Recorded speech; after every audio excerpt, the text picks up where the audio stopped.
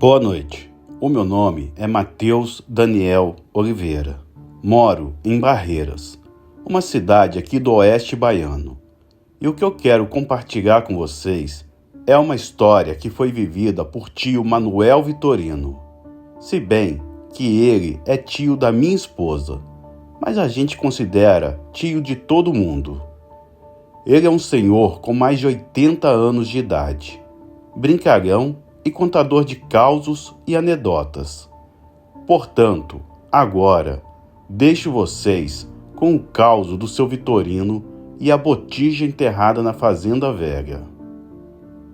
No ano de 1965, fui com meu compadre, que também se chama Manuel, só que ele é conhecido por Manuel de Louro, arrumar um serviço em uma fazenda lá no Mimoso. Quando a gente chegou, já tinha mais gente trabalhando. Então eu, meu compadre e um homem chamado Francisco de Assis, que é morador de Santa Rita de Cássia, ficamos em uma casa antiga e também um pouco mais afastada da sede onde ficava a casa do dono da fazenda e outras 2 casas, que era do povo que já morava por lá.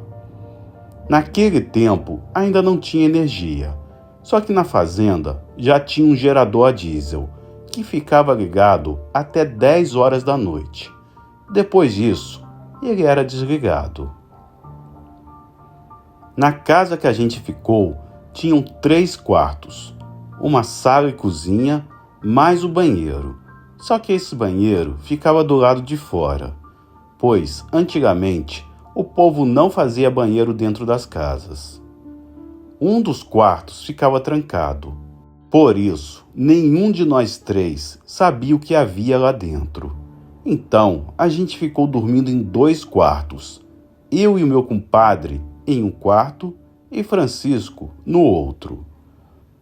Meu compadre tinha mania de dormir escutando música no rádio que ele tinha. E mais tarde, eu levantava e desligava. Já Francisco roncava igual um motor de caminhão. Depois de uma semana mais ou menos que a gente estava trabalhando na fazenda, eu comecei a escutar como se tivesse alguém caminhando nos corredores. Mas pensava que fosse Francisco, que tinha ido no banheiro.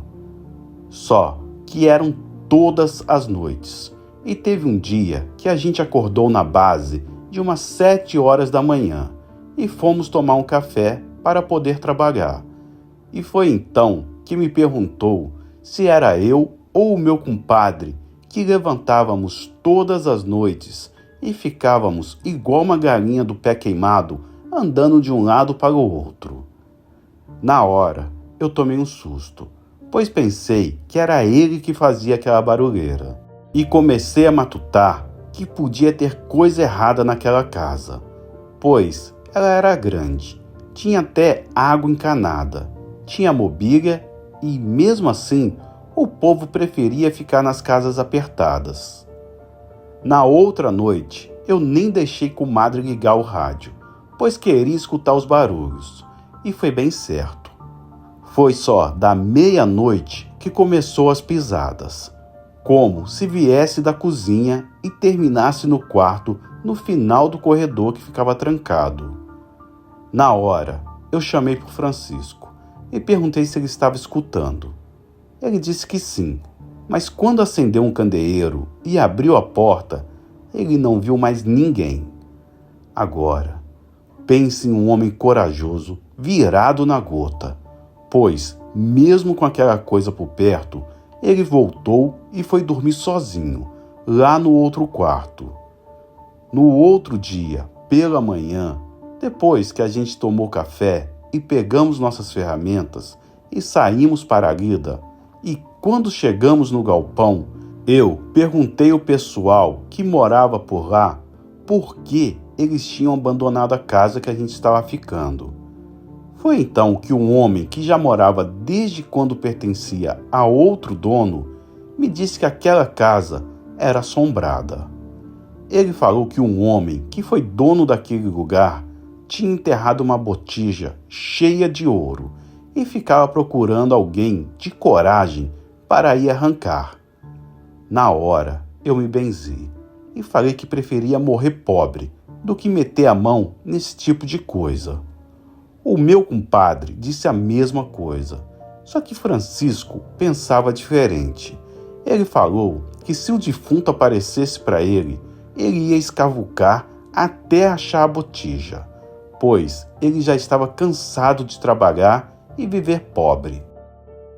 Naquela noite eu dormi igual uma pedra. Não vi barulho algum, mas também, quando acordei, senti falta de Francisco. Mas depois, já na hora que a gente estava saindo para o serviço, ele apareceu, com os braços todo arranhado e carregando uma lamparina. Eu perguntei onde ele estava. Ele disse que saiu cedo, ainda no escuro, para poder dar uma volta. Mas eu não acreditei. Porém, não insisti e fingi que acreditei. Mas o meu compadre ficou conversando com ele. Então, ele disse a verdade. Francisco disse que naquela noite acordou e foi no banheiro. Quando ele estava voltando, escutou uma pisada dentro de casa. Ele pensou que podia ser eu ou o meu compadre, mas, quando levantou as vistas, viu que no terreiro, em frente à porta dos fundos, havia um homem, alto, bem vestido, que usava um chapéu, parado, olhando para ele. Antes mesmo dele falar alguma coisa, o homem perguntou se ele era corajoso. Na hora ele sentiu um arrepio no pé da nuca. Mesmo assim, disse que nessa vida não tinha medo nem de morto e nem de vivo. O homem então perguntou para ele se ele queria ficar rico. Ele disse que sim. Então falou para ele seguir ele e foi. Só entrou dentro de casa, pegou um lampião e foi andando junto com o homem por dentro da mata até chegar perto de um pé de braúna. Quando chegou lá, o homem apontou e disse que se ele tivesse coragem, era só cavar e nunca mais ia precisar trabalhar para ninguém nessa vida. Mas que tudo tem um preço. Depois disso, o homem evaporou.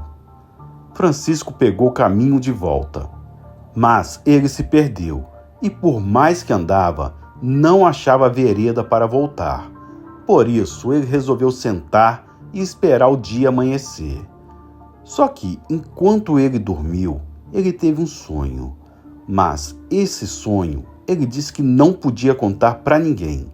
E quando acordou, já estava bem perto da casa que a gente ficava. Como tinha conhecido Francisco há poucos dias, fiquei na dúvida se aquilo que ele falou era verdade ou coisa da cabeça dele. Mas, de todo caso, a gente foi trabalhar e depois disso, as coisas ficaram calmas na casa. Depois de umas 2 semanas, quando deu a boca da noite, Francisco pegou um facão, um lampião e entrou na mata. Eu ainda perguntei onde ele ia. Ele disse que depois voltava, que ia pegar umas cascas de pau, que era para um homem lá da cidade dele fazer um preparado. Só sei que o dia amanheceu e nada de Francisco voltar. Então, eu falei com o pessoal lá da fazenda. O gerente mandou os homens todos entrarem na mata para procurar por ele. Mas a gente caminhou por todo lugar, até perto do meio-dia, e nada de encontrar nem mesmo rastro. Foi então que me lembrei que ele falou do pé de braúna. Então o gerente disse que tinha uma árvore dessas, mas era para o outro lado da fazenda. E, na hora, a gente chegou e só achou o lampião caído na vereda e um buraco de quase 1 metro no pé da árvore. Depois disso, por muito tempo, ninguém ouviu falar em Francisco. Mas, na base de 10 anos depois, eu encontrei ele, lá em Barreiras, parecendo um doutor. Até dente de ouro tinha na boca. Quando eu vi ele, chamei pelo nome. Ele me reconheceu, me cumprimentou e perguntou como estavam as coisas. Eu disse que tudo bem, conforme a graça de Deus. Perguntei o que tinha sucedido com ele. Na hora, o homem deu uma risada e falou que nunca mais precisou trabalhar para ninguém e me chamou para tomar uma cerveja, que ele pagaria. Quando a gente sentou para tomar uma cerveja, ele me disse o que aconteceu. Ele falou que só podia tirar a botija na sexta-feira de lua e que não podia ir com ninguém. Era apenas ele. Por isso, ele pegou o facão e foi sozinho. Ele cortou uma galha de pau e fez a ponta, pois botija não pode ser cavada com ferramenta de trabalho. E começou a cavar no local indicado. Mas, enquanto ele cavava, começou uma ventania, que pareciam que as árvores seriam arrancadas pelas raízes. Mesmo assim, ele continuou. Depois, começou a escutar uns barulhos que pareciam choro, risada, berro e até galo cantar. Ele escutou tudo e, como se estivesse bem perto dele, quase no pé do ouvido, que se não fosse corajoso, sairia correndo de lá. Mas ele era bem ganancioso e foi até o fim. E na hora que desenterrou, alguma coisa que estava em cima da árvore deu um grito medonho e pulou no chão perto dele. Nessa hora, ele pegou a botija enrolada num pedaço de pano e saiu correndo. Deixou o lampião para trás e foi embora. Quando chegou na estrada, ele continuou andando até a cidade com a botija cheia de ouro. Depois, ele ficou me contando vantagem, dizendo que era fazendeiro. Então, chegou uma mulher que pensei que fosse a neta dele, mas pelo chamego, descobri que era a nova esposa. Mas uma coisa eu reparei, que apesar de esbanjar, ele tinha um jeito que estava triste. Mas não soube nada dele. Só que eu prefiro pouco com Deus do que a riqueza que ele teve. Pois, como ele me disse, quando a gente estava trabalhando na fazenda, tudo tem um preço, mas eu mesmo não quero pagar. Esse foi um causo que seu Manuel me contou. Acredito que seja verdade e concordo com ele, pois o pouco com Deus vale muito e essas riquezas de fonte do maligno não traz felicidade na minha opinião. Muito obrigado por ouvirem o meu relato. Uma boa noite a todos.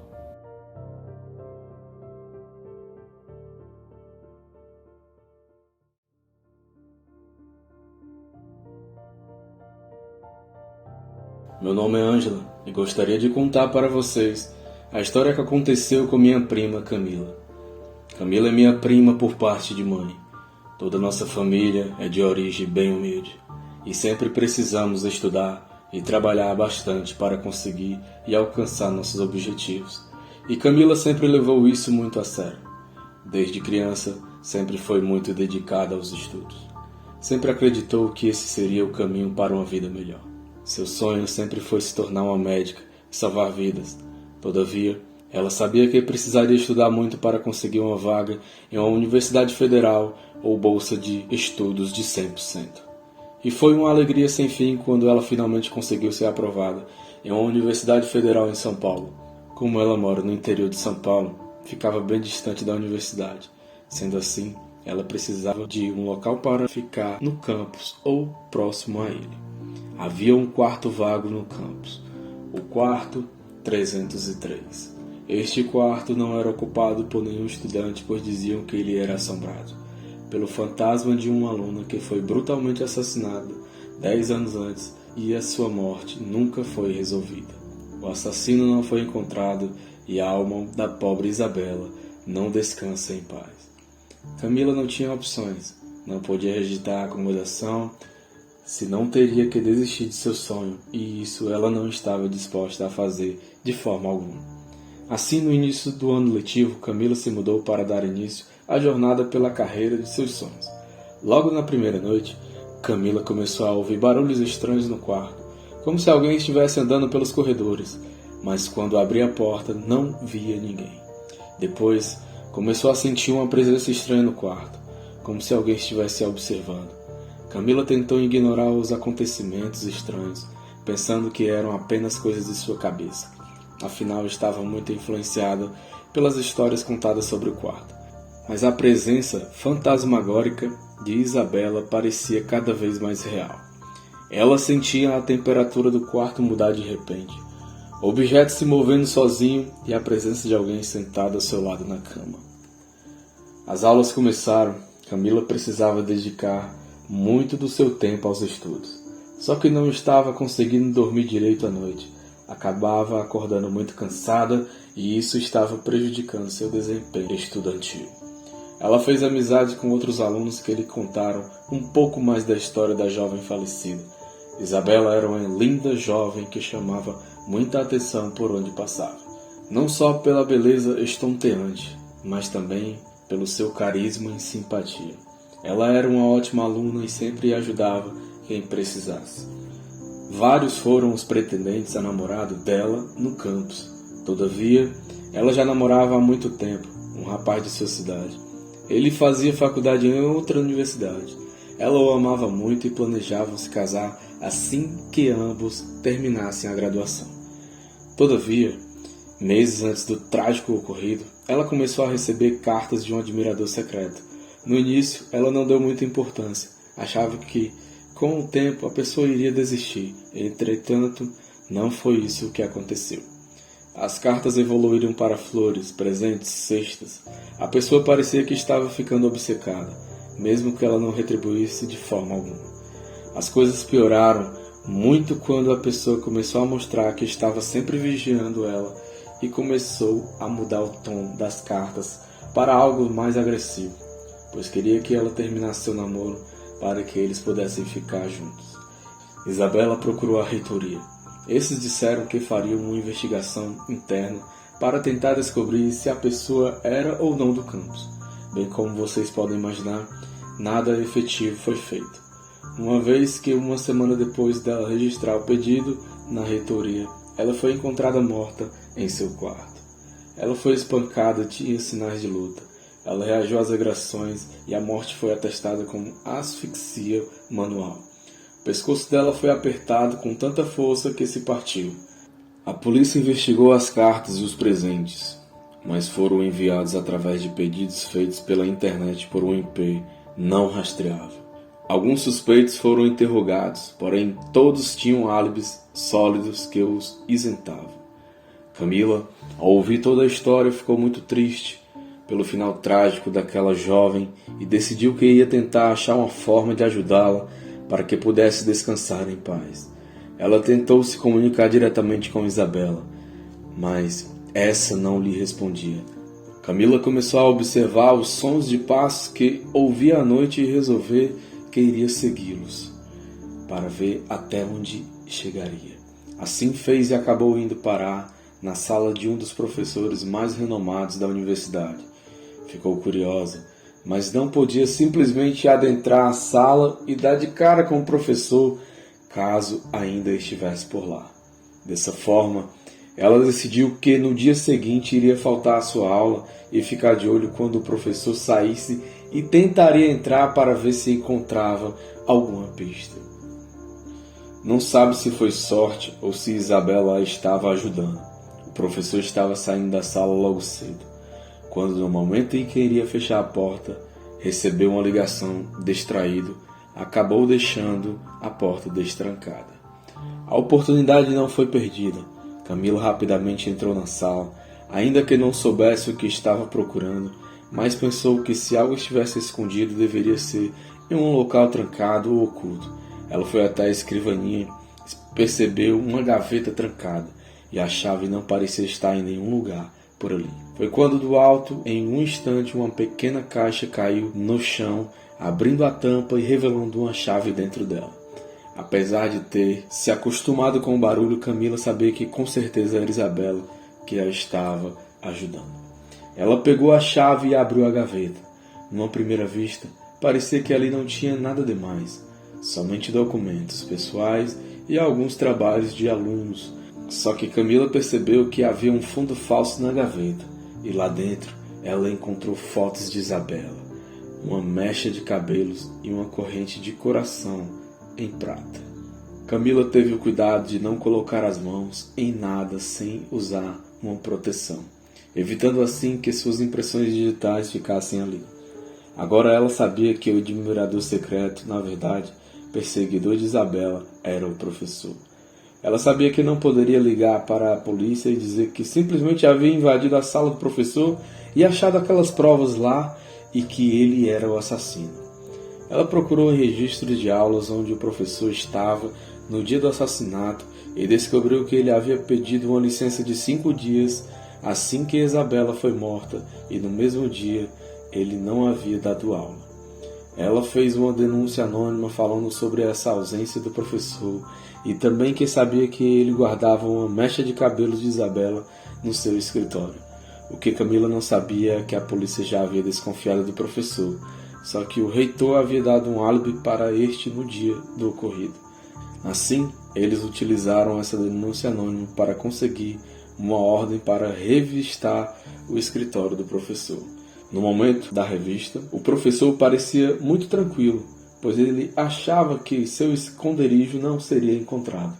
Ele só não contava que, assim como aconteceu com Camila, a caixa onde estava a chave da gaveta caiu na frente do policial, e ao abrir a gaveta, ele conseguiu ver o fundo falso. Nesse momento, o professor mudou sua expressão. Quando o policial deu voz de prisão e ia algemá-lo, ele começou a gritar. Olhava para um ponto fixo à sua frente e repetia: Isabela, eu te amo. Você não devia ter me dito não. Eu não queria te matar. Várias foram as testemunhas que presenciaram isso. Assim, ele foi levado após algum tempo julgado e condenado. O reitor também respondeu pelo crime. Finalmente sua alma pôde descansar em paz.